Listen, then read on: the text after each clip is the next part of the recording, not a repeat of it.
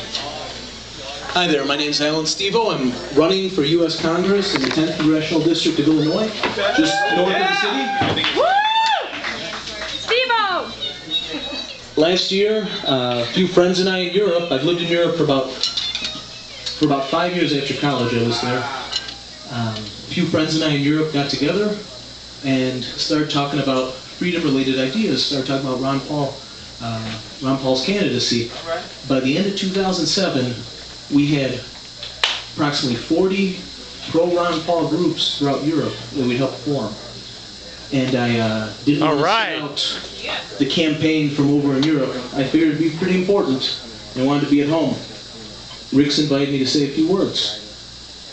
Now, Ron Paul, in the 3 years I've been reading him, has provoked in me quite a few whys. And if he were a less modest man, he'd probably have offered me more answers. But he's left me with only questions, to let me go off and find the answers myself. Why have our politicians dispensed with our right of habeas corpus? Why do we have bases in 130 countries? Why have we allowed our politicians to allow the FBI to do warrantless sneak and peek searches of our houses while we're away at work? Why is Bush able to mention the Security and Prosperity Partnership in the State of the Union address without any media source talking about it the next morning? Why do we let our candidates deceive us with red herring debates in the media? And then, why do our newspapers not divulge this? The answer is because we're not asking them to do that loudly enough. Of course, when I end up asking all these whys, the questions kind of turn inward. Why? Why am I here? Why am I standing here on stage in front of you? Why have I left my publishing career, my friends, my comfortable life there in Europe, to come home and beg people for money so I can run for office? Why? You know the answer. You know you do it too. Because after being in almost 40 countries now, I know there's nowhere to run anymore in search of easy freedom. As a people, we've given up our freedoms. There's no martial law, but it's ready to be implemented. We aren't under attack, but we've been preconditioned to expect it and not ask questions. We are not stupid people, but we're acting like a nation of sheep. Why am I here? Our country doesn't need me fighting in Iraq. Our country doesn't need me fighting in Afghanistan. Our country doesn't need me in Europe writing novels. Our country needs me here fighting for our freedom. Our country needs me here to fight for the freedom of every human being. Our country needs me here fighting to keep that last flicker of liberty alive. And it needs you, all of you.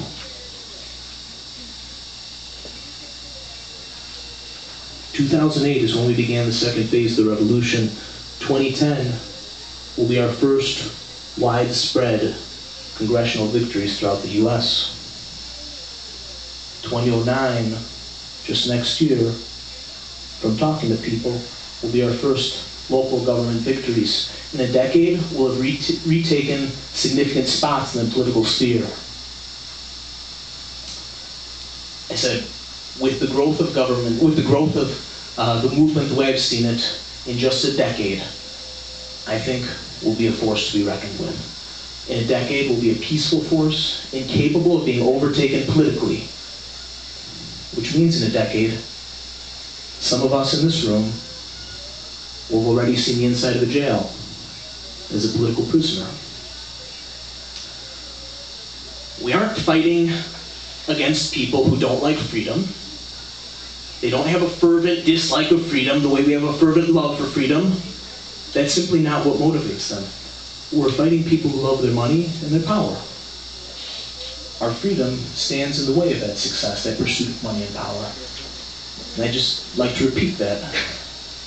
Our freedom stands in the way of their success. That's our enemy. We aren't here tonight to have fun, to talk, to listen to good music. Of course that's happening, and that's good. But I don't think that's why we're here. We're here tonight to unite as a movement. When I end up in jail, when you come visit me, when Rick disappears mysteriously, would you be there for his family? When an outspoken Jessica gets publicly defamed as a pedophile or a drug user or a thief, will you stand by her in her love for freedom, no matter how unpopular it makes you?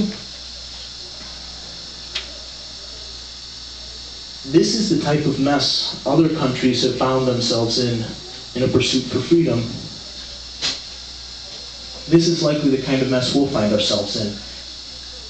I simply want to be free, and because I want to be free, I'm standing in the way of people who just want to be successful in their pursuit of riches and power.